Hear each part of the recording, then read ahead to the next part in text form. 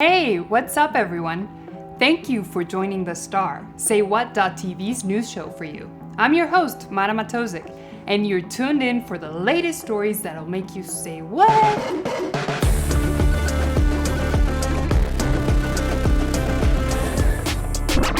Say what? As creator and host for The Star on SayWhat.tv, I'd like to share my personal story and why you can depend on Say What to be there for you. Do you ever feel like your life and future is determined by your circumstances? And even with these circumstances, you feel out of place? Let me tell you, I felt like that most of my younger life. I was born in Croatia and fled war to Mexico, where I was brought up in a small town, where it seemed like your life was written for you, and you couldn't change your destiny unless you were lucky enough to be born in the right family or know the right people. But let me tell you, against all odds and adversity, it was the right community and the fight to pursue my dreams which led me to co-found a tech startup, star in 7 telenovelas, live in New York and California, and travel the world. And if I, a war refugee raised in a small Mexican town, can do it, so can you. You just need the right inspiration and community to thrive. And that is what The Star is here for, to bring you stories where you can see yourself reflected, and to be that support system you need to get to where you want to be. The next Elon Musk? You betcha! An amazing engineer? You got it. We can make it together. Want to be a part of Say What? Stay tuned. Say what? Did you know Mexicans eat 160 pounds of corn a year? In this first edition of The Star, you will hear from a Latinx entrepreneur, originally from Mexico, who is building the world's first robotic tortilla factory, and he's doing it right here in the Borderplex region. Plus, you're in for an out-of-this-world story. We're giving you an exclusive inside access into Spaceport America, a 21st century space station. And then, I'm going one-on-one with a special guest who was an NBA player for 17 years. He was also the first Hispanic NBA coach. Say what? Can you guess who we're talking about? What? Let's catch you up with some hot news. Temperatures in California may have you feeling grateful for 100-degree weather here in the Sun City. Death Valley hit a record-breaking 130 degrees this weekend.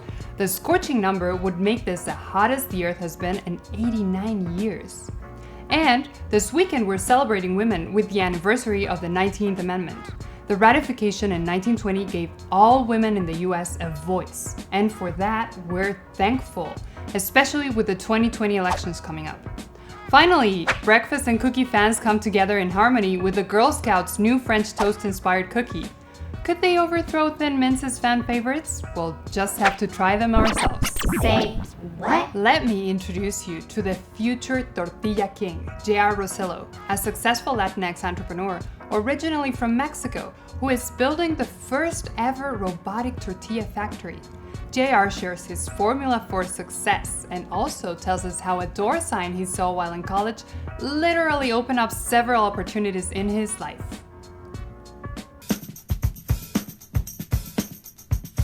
I started a few months ago at Minerva Robotics, and we are making a robotic tortilla shop.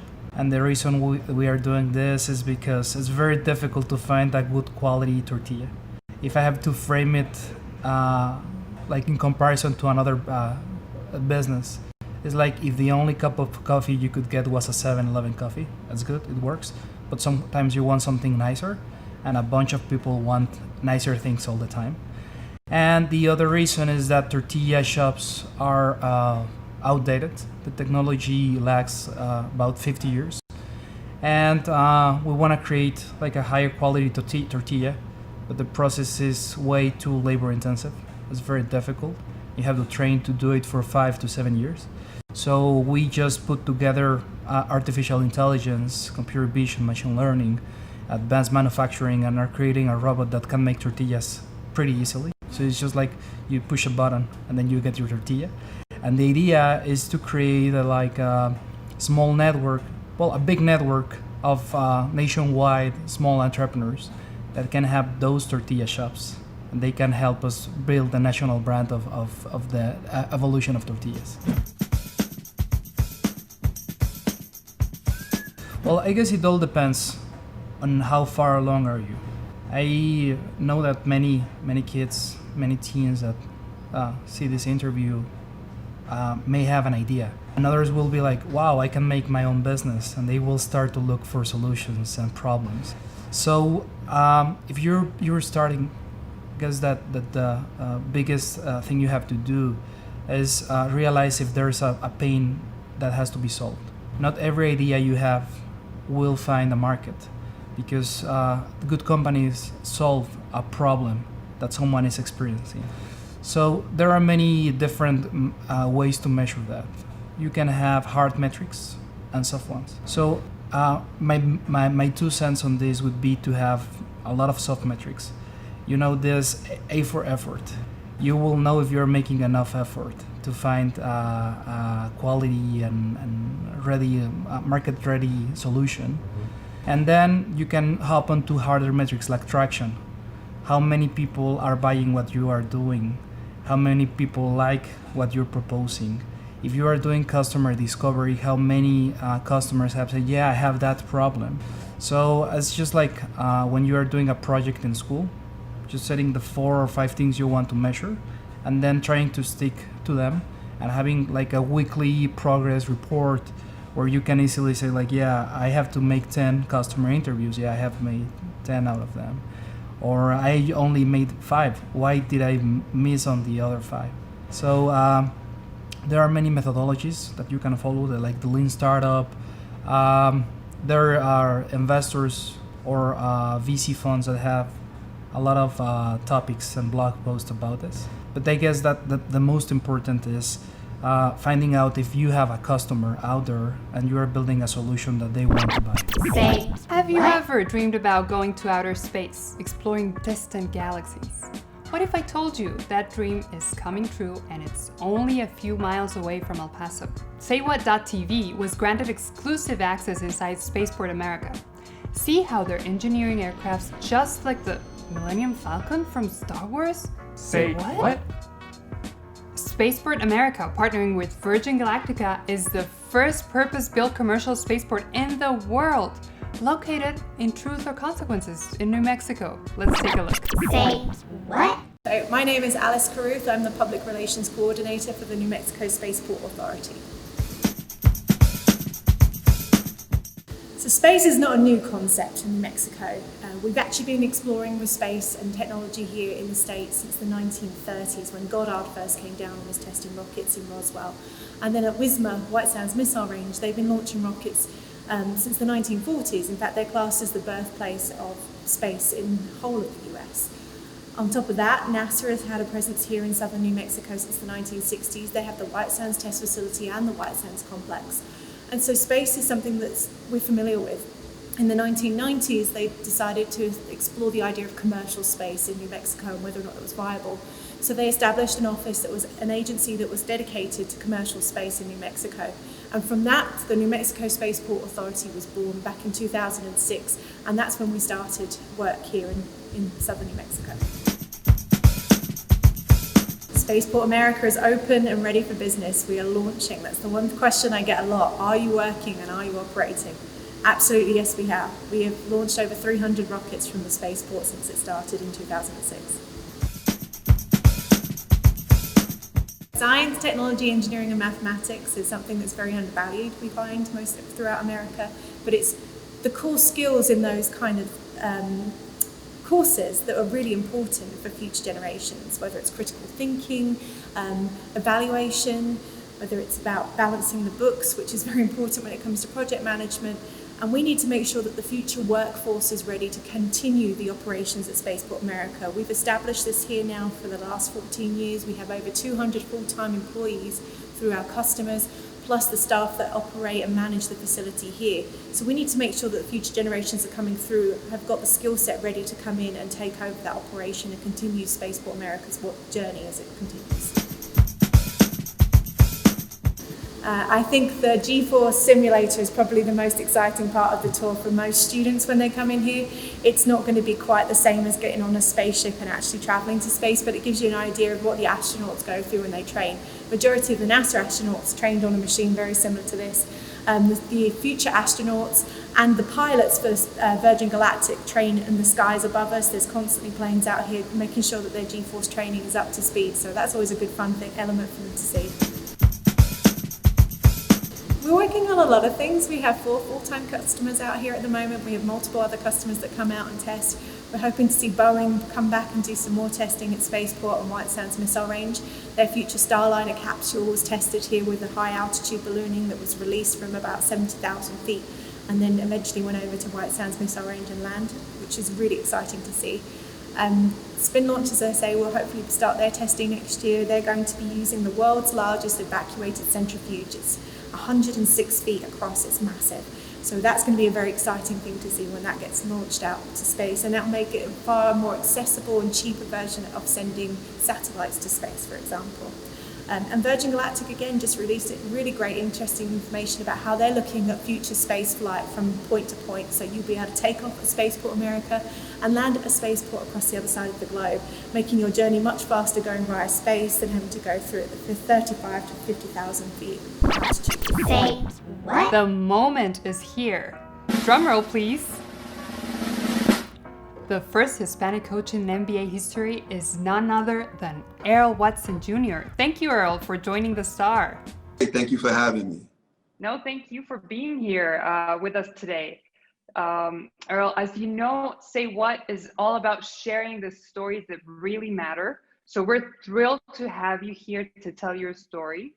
So please, Earl, tell us a little bit about yourself from, your upbringing to now entrepreneur passing through the MBA.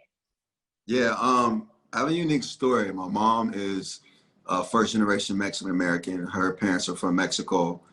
They came to Texas and, from Juarez, and eventually had her in Austin. And, that strong Latino foundation is my upbringing and foundation as far as how I was raised. And my dad is African American, so I grew up in an all-black neighborhood, which is where I learned how to hoop, play basketball, and eventually go to UCLA, graduate, and play in the NBA for 10 plus years, 13 as a player, 3.5 as a coach. So 17 years total in the NBA. And here I am now on Say What and delivering our narrative on what it's like to be, I like to call it understanding trials and tribulations and persevering through life. I would like to ask you, if you could go back in time and say something to your young self, and this is a message for young kids out here too, what would it be? What would be your one message? Well, one message is interesting. This is pretty deep. This is kind of transparent. For me, I grew up in the hood, so I grew up around everything. I was not sheltered to anything in the trials and tribulations of life or in the inner city. I grew up in, a gang banging neighborhood. I went to public schools my entire life. My mom always dressed me in Dickies with a white tee. So I kind of grew up that way. It's all we could afford. And if I could talk to my younger self, who was suspended 13 times in high school, expelled once, I would tell my younger self that you have 2 choices in life. You have a choice to find the light, or you have a choice to emotionally concede to being afraid, which is the darkness. Always choose the light. You don't have to prove anything to anyone. You don't have to fight. You don't have to survive. You have to understand that if you keep in the light and you stay positive, no matter how hard you want to change the situation or you want to gain respect, you cannot control any other one's emotions or perspective on yourself. Stay in the light, avoid the drama, avoid the haters, and stay positive and work at your passion. Because our story is written if we stay in a positive space. The moment we go into the darkness of negativity and try to manipulate situations or show how tough we are or just express ourselves through emotional immaturity, is the moment that our amazing story being written is going to change to being shifty. So to everyone who comes from situations like me, I had 2 brothers murdered. I understand what it's like. I had best friends in middle school murdered, best friends in high school murdered. I understand what it's like to go to school and not have any money, not having money for lunch. And I grew up in the Midwest. I also understand what it's like to come home and not have any heat. And you have to open up the oven for heat and no cable and the same clothes just over and over again, whether you turn them inside out or you try to rotate them every 2 or 3 days. I understand all of that. What my mom always told me was this, is if you believe in God and you have full faith and you continue to pray and you work at what you love, the opportunity is going to come. But even if you do all of that and you have so much anger and survival tactics built up inside of you, when that opportunity comes, you're going to be emotionally torn and you're going to lose your opportunity. And I almost lost my opportunity a lot of times. And so I'm very grateful to be where I am today. I'm very grateful to share my story, because if I can detour kids who might not get those chances like me to do all the things the right way or the best way you can, because nothing is perfect, right? You know, even a masterpiece has imperfections. We have to understand that. Do things the best you can, stay in the light no matter how much it hurt. I promise you, when you learn how to live through, you know, testing times, if you learn how to live through those times with a positive attitude, you're going to have so many opportunities that we are going to push our narrative, which we must control as Latino people. We're going to push that so far forward that we're going to influence a group of young, influential political leaders, business owners, men and women, to just take over anything we choose to take over in a positive way of competition. And we know we're going to push the same things I mentioned earlier, right? Family, food, music. So it's all love and it's all community. So we have to understand that and just stay positive. In the darkest times and my most challenging moments when I thought it was over is when I found my biggest opportunities. So to me, you have to understand the trends of being challenged mentally and emotionally. I love it. Stay in the light. Stay in the light. My last question to you, Earl.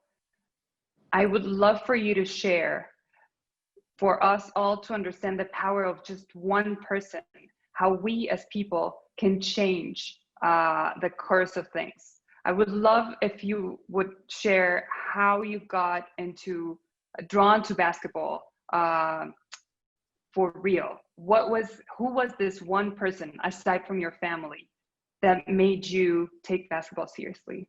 Well, basketball was always my emotional escape for me to deal with all of my pains and traumatic experiences as a kid. So when I would put on the jersey, I felt like everything that happened in my life didn't exist for the next 40 minutes on the court. I could be someone else. It was like putting on a cape and jumping into a play on the stage, right? You just turn into a different character. And so I started playing at an early age, 2nd grade, and even just creating and mimicking the idea of me playing in the NBA one day was always in my mind and verbally coming out of my mouth. And it wasn't until I got into high school that I kept getting suspended. And I had a guidance counselor pull me out of a principal's office and sit me into her office. And I was in the 10th grade at this time. And I was going through so many emotional things in my life, in school and out of school, that I really didn't know if I was possible past 18. Like, cause I wasn't seeing a lot of friends living. So I was like, this is just, it is what it is. I was almost hopeless. And she grabbed me and she told me, her name was Ruth Goheen. And she told me that, she told me how special I was. And I'm looking at her like, yo, I never had anyone outside of my family my family tell me this, because I had this amazing gift in sport. But for someone who had a non-attachment to me to tell me this really changed my life.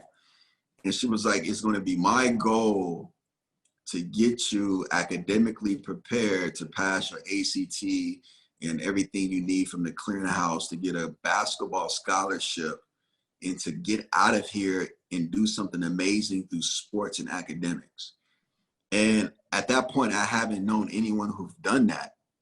And here I am in the middle of the country in Kansas City, in one of the most poorest counties in the country still to this day, where you can buy a house in downtown KCK today for $20,000 or less, thinking this is only in the movies, lady, like it don't really happen here. But she stayed with me and she would make me volunteer my time in high school to delivering groceries and going to the grocery store and getting groceries for the battered women's shelter, going to visit the Ronald McDonald House, reading the kids, and doing community service through the school. And here I am thinking, these are not kids that I hang with. Like, these kids are like completely different from me, but she made me do it.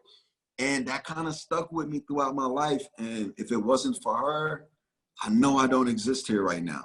So if you are an educator and you are a teacher and you see opportunity, or you see anyone who you believe or who you don't believe, no matter what their school record is of like, suspensions or not, I think it's important for us to just emotionally connect to children and tell them they are possible, no matter how good or bad you think they are, because we don't know, we don't control opportunity, but we control perspective as adults because we've lived a long life than the younger people. And we have to let them know that they are possible, no matter how hard it is, how much trouble you get into, that you are still possible. Don't give up, because like me, it could change like that.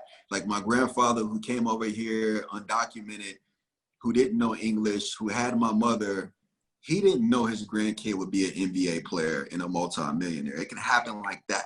So we don't have to concede to the darkness. We can still do amazing things in the light and build opportunities and tell our narrative, because the more we succeed and tell people, the more people who don't look like us understand who we are outside of television scripted scenes, and want to give more people like us opportunity, or want to work with people like us to build community wealth and opportunity for others. So I think that's very important. And I think for our community, it's no time better than now than to tell our narratives and create opportunities for the future. Say what? Special thanks to Earl Watson Jr., Spaceport America, and JR Rosillo for letting Say What share their stories. And now, we want to hear your stories. The team at Say What is giving away Say What swag. We have hundreds of shirts to give away. To win, all you have to do is subscribe to our YouTube channel and download our Say What app. You can download the app at saywhat.tv. In our app, post on our social media feed and share who inspires you, and say what they did to inspire you to make a difference. Whoever gets the most claps wins some swag. Thank you for watching The Star on saywhat.tv. I am Mara Matosic, asking, if you say what, we say what.